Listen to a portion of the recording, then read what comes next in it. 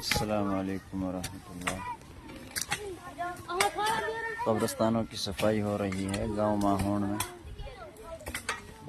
ये मकतब के बच्चे हैं छोटे छोटे माशाअल्लाह, जो कब्रिस्तान की सफाई कर रहे हैं।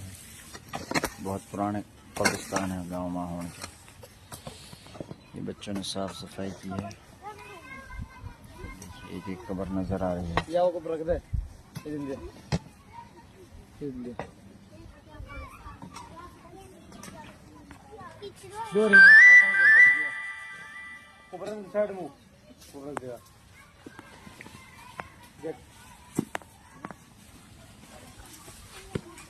दिया